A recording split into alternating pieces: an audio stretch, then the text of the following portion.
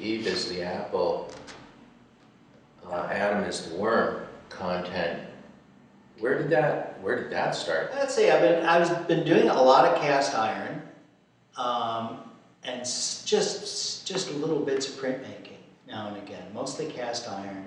And in the cast iron, for some reason, I'm not sure quite why, I started making a lot of snakes in that. I remember tripping over one in your yard. Right. Yeah. Most of my cast iron imagery was basic, animals, and I was always interested in animals that no one liked.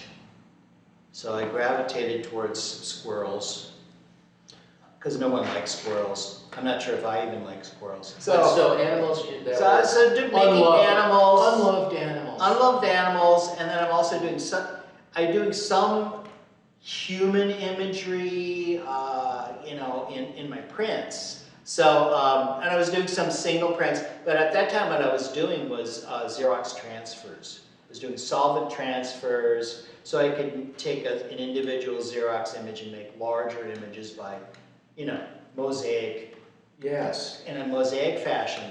But that kind of ended when the technology of copy machines became more advanced, and now they resist the solvent. Right. They don't transfer anymore. So I stopped making prints because of that. I was making these snakes, and then I was doing some reading. I was reading Jung and thinking about archetypes and universal images, and his concept of animus and anima. And then I just had this crazy dream one night, and I kind of woke up from this dream, and I don't really remember the dream itself very well, but I woke up from the dream and I said to myself, oh. And I had part of reading Jung was I went back and reread the creation story in the Old Testament. And I read that and kind of puzzled over that, because if you actually read it, it's a very confusing story. Absolutely. It's really a confusing, strange story. It's even like, wait a minute, how many trees are there they're not supposed to eat from? This part says one. Oh, now it says there's 2 trees they're not supposed to eat from. How many trees are they not? It's a confusing tale. And what is the fruit? What is the fruit? And anyway, I woke up from this dream and I said, oh, I understand it now. Eve is the apple. Eve is the apple. Eve is the fruit. Right? There's not this separate fruit. Eve is the apple. And then I'm like, well, what is Adam? What is Adam? Well, Adam's the worm. Or I suppose Adam's the snake. Right. And I sort of decided that this was a really interesting, strange way of looking at it, and I wanted to play around with that imagery. And at about the same time, I kind of figured out with all these new fancy complex commands you can have your copy machine do. I realized that you could do reverse copies really easily, reverse the polarity, make a negative into a positive and a positive into a negative. Reverse the values. Reverse the values and flip the images, and then I thought, Flip I can mosaic these together, and I don't have to mess with the solvents. I can just make a collage out of this. And then I just dove right in and started doing that, and that was about 2.5 years ago. So this notion of the apple and Eve and the snake and Adam, I mean, obviously we've grown up with this story about Adam and Eve and this duality, and you're talking about Jung, and then you said, oh, there's this dream. Well, Jung would love that. And weren't the surrealists all about that too, that idea of that, there's this whole world of motivation and energy that is just barely behind what we're doing in the world. It bursts out in our behaviors all the time, in very sometimes violent, negative ways, but also in some extremely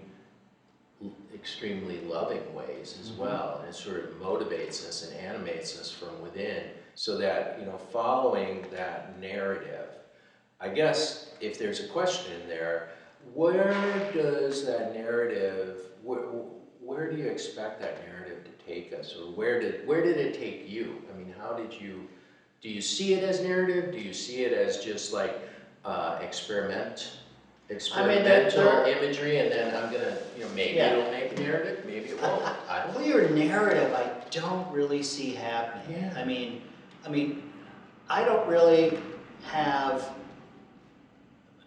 I have an overall intent for the work, right? Coming out of the dream about Eve and the apple and that retelling of that whole story, which is I sort of want them to be positive on some level.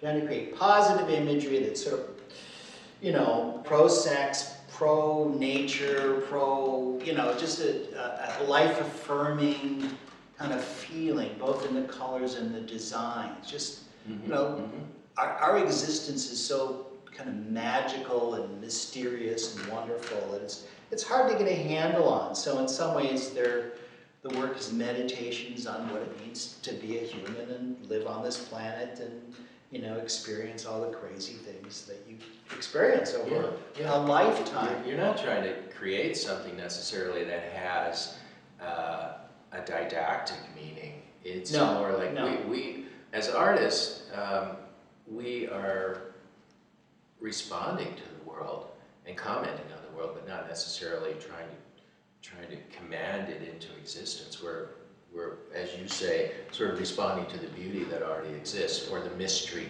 or the ongoing questions that already exist. Because I am creating a work out of a mosaic of prints that go together in a symmetrical way, the natural tendency behind the work is towards symmetry. There's a drive towards creating a symmetrical, repeating pattern with it. But at the same time, I kind of want to back off from that. I mean, symmetrical patterns are really a strong tradition in religious art. Mandalas and icons all tend to have this repetitive, symmetrical structure. And I do have a lot of kind of religious imagery in the work itself, too, that I've taken from various sources. But I want to back off from that just a little bit. I have done some larger works that are symmetrical, and I lose some of the mystery when I do that. When I do make them symmetrical, they almost they resolve themselves. A balance is achieved that's too easy. Keeping them asymmetrical just makes them a little more kind of connected to life as it's lived, right? As opposed to an idealized balance. Keeping them asymmetrical makes them a little bit incomplete, a little bit off balance, and I like that. You mentioned the tantric tradition and the abstract paintings that came out of the Hindu tantric. Yeah, the one with the three blue balls specifically, those three blue balls. Right. That is taken from a tantric painting. The tantric tradition is a slightly strange and obscure Indian. What is it exactly? What is the tantric thing? It's about overcoming your fear of sex and your fear of death. And the paintings are kind of meditation paintings. And I sort of thought about that, and then I can kind of see my own work as being meditative in a sense. So yeah, they're meditations to me. Each one is, I kind of, myself, I kind of just look at them and kind of experience the thoughts and feelings that naturally come as you just quiet your mind and just let yourself experience the shapes and colors. And I do like to borrow and play with, images from, several sort of religious and spiritual traditions. I try to keep it somewhat abstract and non-specific, so it doesn't reference any specific religion per se. But I like to use things that kind of get close to sort of iconic religious imagery and kind of play with that in a kind of a gleeful, joyous manner. What about Adam and Eve? It's a Where are very, they going? you know, it's such In a the 21st century. it's such a where's Adam and strange Eve? strange story because it's you know, I mean, why are Adam and Eve so happy in the garden? I told this to my students the other day. Why are they so happy? Because they don't have children yet? That's right! No kids going, hey Dad, can I borrow the car? I need $20. No, they don't have children. What bliss. They also don't have neighbors. They don't have the Joneses living next to them. They have nothing to compare themselves to. There's no pressure. Yeah. I mean, that's what they don't teach you about the whole Adam and Eve story when you're in Sunday school, is it's just about sex. They just They haven't had sex, they're happy. You know? I mean, Eve eats the apple, and of course the funny thing about this story is it's all Eve's fault, right? They all blame Eve. It's all Eve's fault. Because Adam's just kind of a doofus in the whole story. Eve deals with the snake, and she's going to eat the apple, and then she just gives the apple to Adam, and Adam's like, oh, okay, I'll eat the apple. You know, he doesn't really, he's kind of passive and foolish, you know. So it's kind of, again, they blame Eve, but she's the active actor in this story. She's the one that drives the world forward, you know. She causes change to happen. Adam's just along for the ride. He doesn't know what's going on. So I think we're still looking at how to reconcile, you know, our physical selves with our intellectual. well, that's the crazy thing, you know, and that's where I'm kind of interested in this, in the whole tantric disciplines, is the tantric discipline is specifically trying to get people over their fear of sex and their fear of death, which, you know, how long have humans existed? And we still have these super serious taboo problems with both sex and death. Right. You know, I mean, people are, you know, arguing right now fiercely over the new Supreme Court justice, and the primary issues that are at stake are issues of sex and death. Yeah. Right? That's true. So we still haven't quite reconciled ourselves with either one. We're still immature, I think, and in a very juvenile state as a species.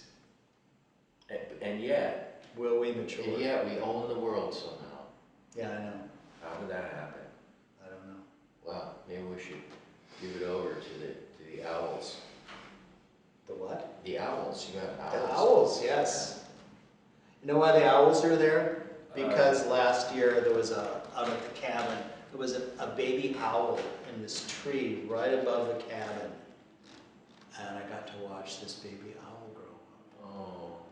Did it fly away?